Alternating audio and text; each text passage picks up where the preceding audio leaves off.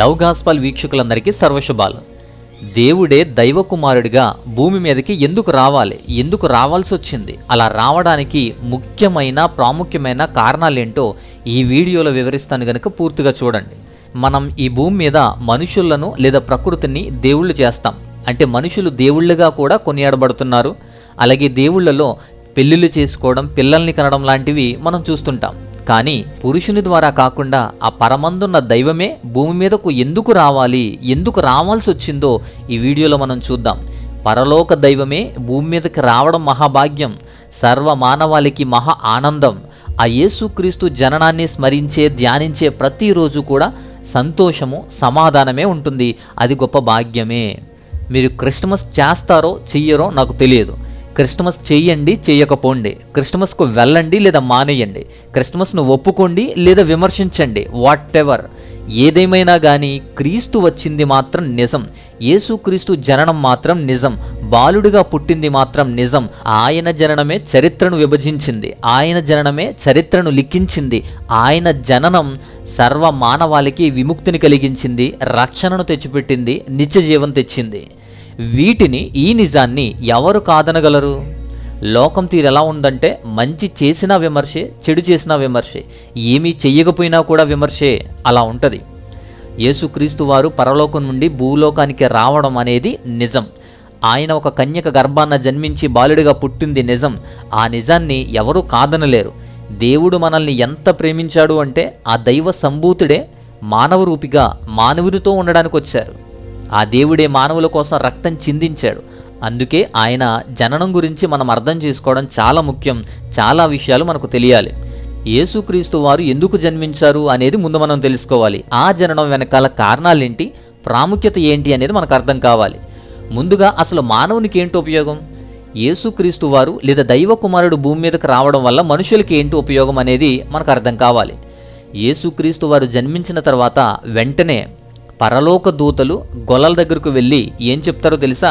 సర్వ మానవాళికి సంతోషకరమైన, మహాసంతోషకరమైన శుభవార్త అంటారు. ఏంటి అంటే యేసుక్రీస్తు వారి పుట్టుక. యేసుక్రీస్తు వారి పుట్టుకే ప్రజలందరికీ కలుగబోవు మహాసంతోషకరమైన శుభవర్తమానం. అసలు ఏంటి మహాసంతోషకరమైన శుభవార్త? యేసుక్రీస్తు వారి జననం వెనుక మానవులకు ఏంటి ఉపయోగం, ఏంటి ఆ సంతోషం అనేది కొన్ని అంశాల ద్వారా మనం తెలుసుకుందాం. మొదటగా రెడిమ్షన్ ఆఫ్ మ్యాన్కైండ్. మానవ జాతికి విముక్తి కలగాలంటే ఆయన రావాల్సిందే. మానవ జాతికి విముక్తి కలిగించాలంటే యేసుక్రీస్తు వారు పుట్టాల్సిందే.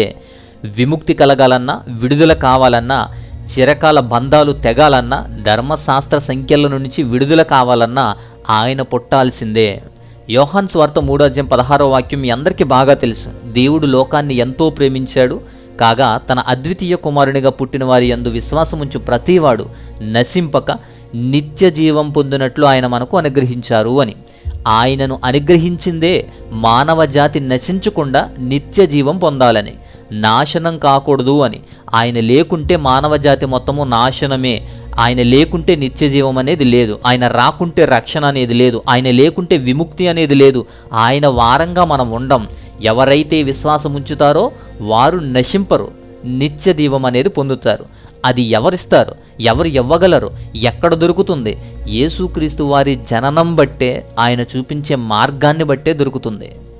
చీకటి బంధాలలో నలుగుతూ, అపవాది చిక్కుల్లో మునుగుతూ, ధర్మశాస్త్ర సంఖ్యల బందీలై విమోచన లేని, విడుదల దొరకని చీకటి జీవితాలను వెలిగించే ప్రయత్నమే యేసుక్రీస్తు వారి జననం. అందుకే మత్తయి సువార్త 1:21 చూడండి, ఆయనకు యేసు అని పేరు పెట్టాలి అంటారు.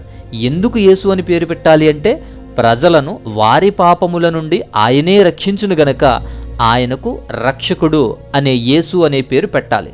అది దైవ నిర్ణయం.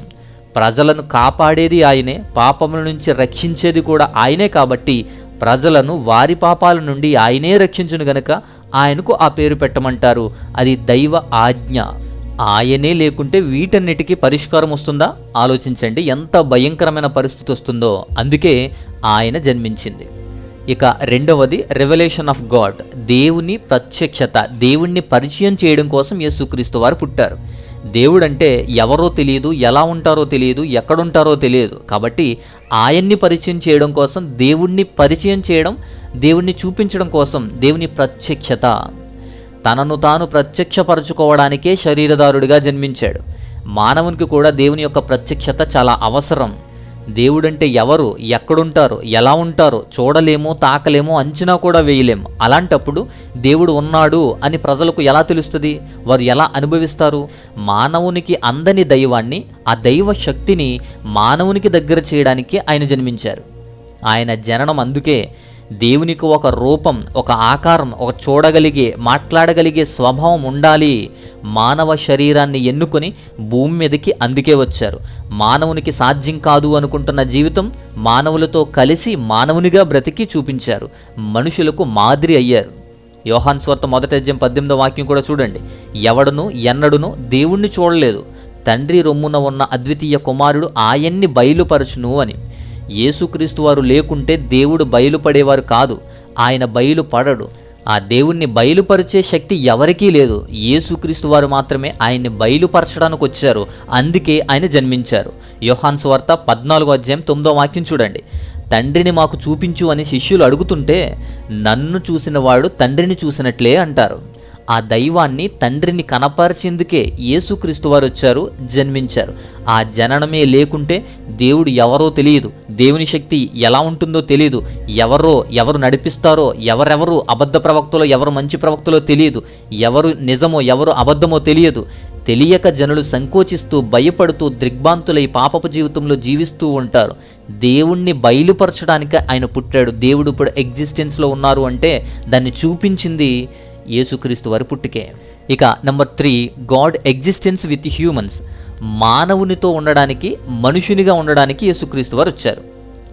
దేవుడు మనిషిని చాలా ఇష్టంగా తయారు చేసుకుని మానవుడు దేవునితో సహవాసం కలిగి ఉండాలి అనుకుంటే మనిషి పడిపోయాడు. మనిషి పడిపోయిన తర్వాత విచ్ఛిన్నమైపోయింది ప్రపంచం. మళ్ళీ ఆ స్థితిని పునరుద్ధరించాలి అనుకున్నాడు. అలా ఆ స్థితిని పునరుద్ధరించి దేవునికి మనిషికి ఉన్నటువంటి సంబంధాన్ని సరిచేయాలి అనుకున్నాడు దేవుడు. అందుకే మత్తయి సువార్త 1:22 వాక్యం చూడండి. ప్రవక్తలు చెప్పినటువంటి ఒక ప్రవచనం ఏంటి? కన్యక గర్భవతి అయి కుమారుని కనెను, ఆయనకు ఇమ్మానుయేలు అని పేరు పెట్టుదురు అని.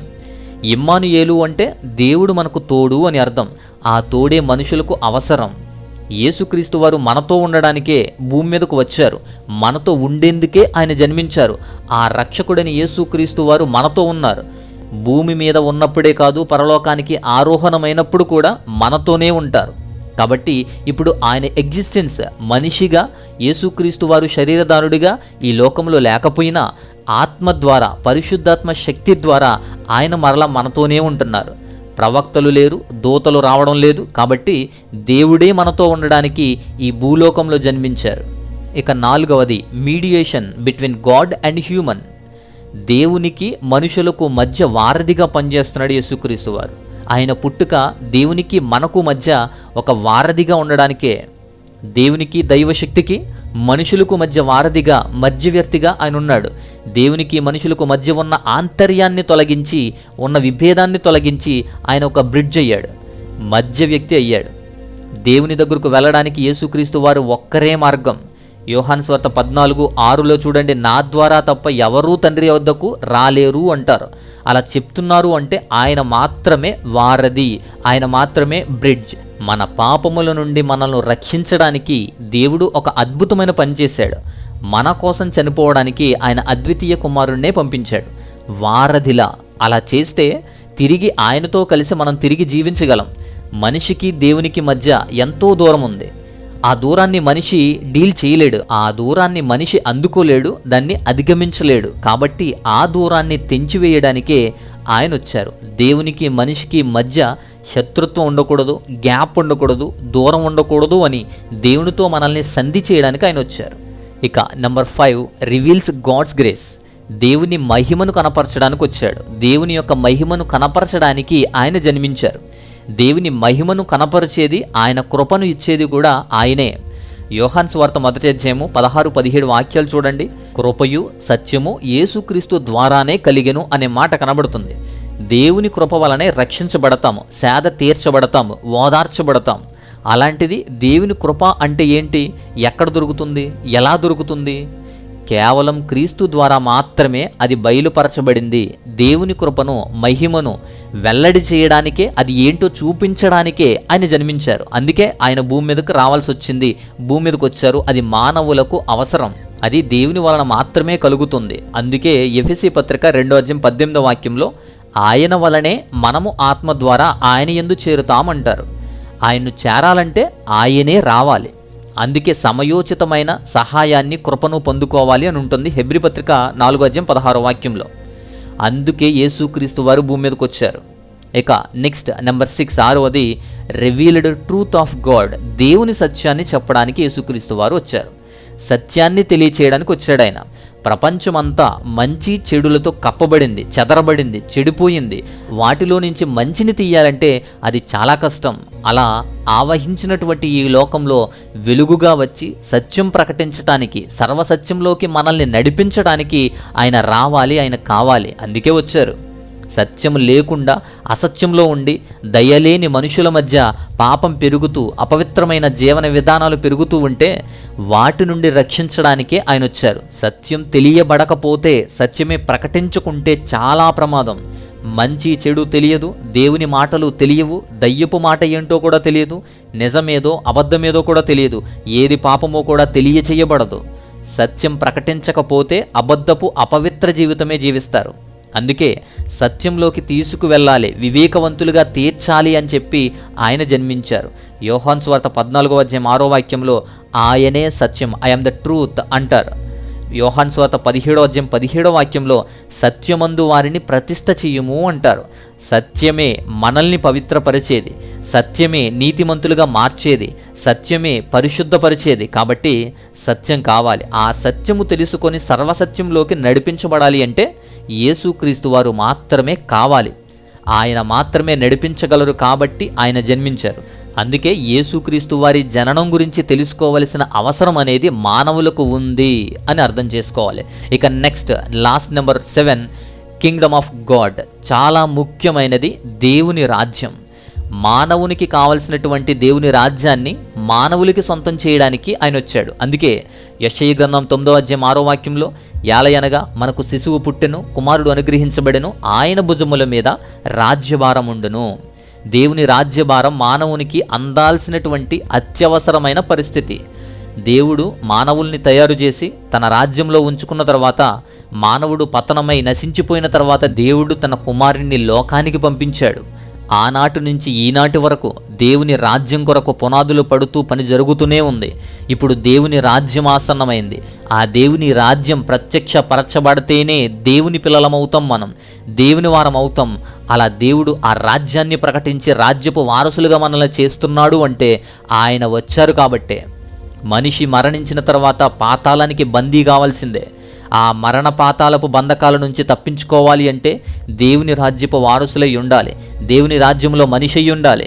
అందుకే యేసుక్రీస్తు వారు తన సువార్తను ప్రకటించమని, రాజ్యభారాన్ని విస్తరింపచేయమని, దేవుని రాజ్యాన్ని ప్రకటించమని మహోన్నతమైన దేవుని రాజ్యాన్ని ప్రారంభించాడు. పాత నిబంధన గ్రంథంలో పరలోకం గురించి, పరలోకానికి ఎలా చేరాలి, దానికి మార్గం గురించి కానీ ప్రస్తావించబడలేదు, తెలియచేయబడలేదు. పరదైసు గురించి అయితే అసలు తెలియచేయబడలేదు. కానీ దేవుని రాజ్యము ప్రారంభించబడిన తర్వాత నుంచి వాటి గురించి ప్రస్తావించబడింది. అంటే దేవుని రాజ్యం ఎంత ప్రాముఖ్యమైందో అర్థం చేసుకోండి. యేసుక్రీస్తు వారి తర్వాత నుంచే పరదైసు గురించి, పరలోకం గురించి, నిత్యజీవం గురించి, నిత్య రాజ్యం గురించి, మరణం తర్వాత జీవితం గురించి రాయబడ్డాయి, చదవబడ్డాయి, ప్రకటించబడ్డాయి. ఎలా వెళ్ళాలో, ఎలా తెలుసుకోవాలో, దేవుణ్ణి ఎలా చేరుకోవాలో, నిత్య జీవం ఎలా పొందాలో, ఎలా జీవించాలో తెలియచేయబడింది యేసుక్రీస్తు వారి నుంచే. యేసుక్రీస్తు వారు పుట్టిన తర్వాత నుంచి మనకు తెలియచేయబడింది. అంతకు ముందు వరకు ఇలాంటి డీటెయిల్స్ ఏమీ కూడా మనకు దొరకవు.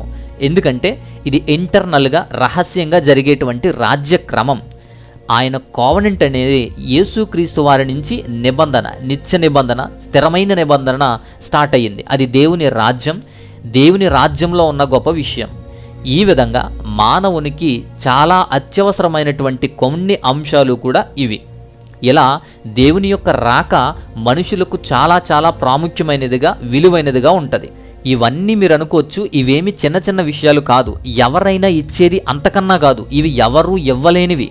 అంతేకాదు తాత్కాలికమైనటువంటి అంశాలు కాదివి, రాజ్య పరిపాలన గురించి కాదివి, మనిషికి అవసరమైన నీడ్స్ అవసరాల గురించి కాదిది, మనిషికి అవసరమైనటువంటి భౌతికపరమైన ఇహలోకపరమైన అవసరాల గురించి కాదిది, చిన్న చిన్న అంశాల గురించి కాదిది.